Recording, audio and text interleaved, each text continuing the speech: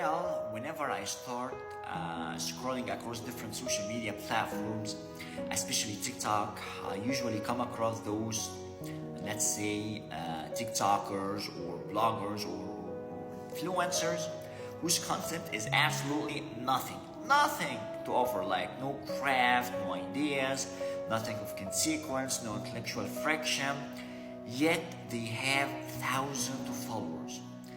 And every time I keep asking myself, why is that? Why clowns are being rewarded with crowns while thinkers are sidelined?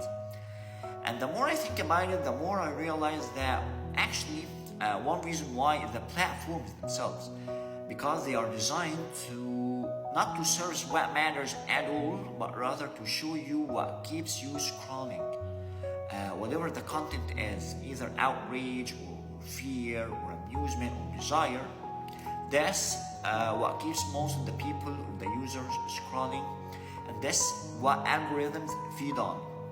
And eventually, emptiness will always outrun meaningful content. That's why I will always think of these people not as influential at all, but as, let's say, ambient. They're everywhere, but they're remembered nowhere. They're like background music.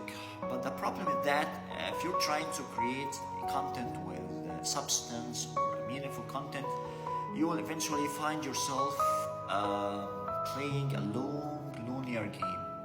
But this is the challenge that creators should overcome in order to deliver their messages, or in order to make something meaningful.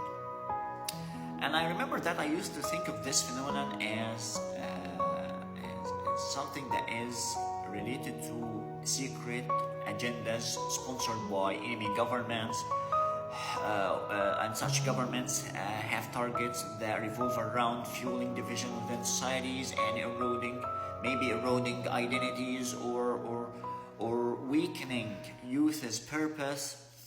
But actually, what I realized is that you don't need a secret agenda in order to draw attention. Actually, platforms and incentives just do the job perfectly.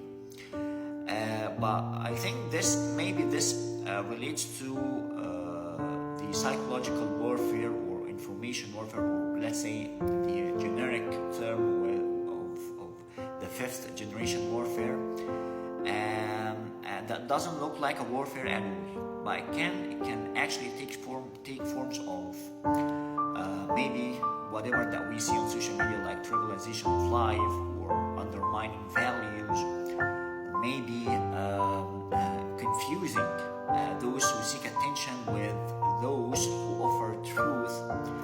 And eventually this what makes societies fragile, and this is the real danger. So I think that if we keep claiming outsiders or foreign governments or secret agendas, we're actually giving away part of the solution. We're giving away responsibility. And one thing that we have to do is to stop being part of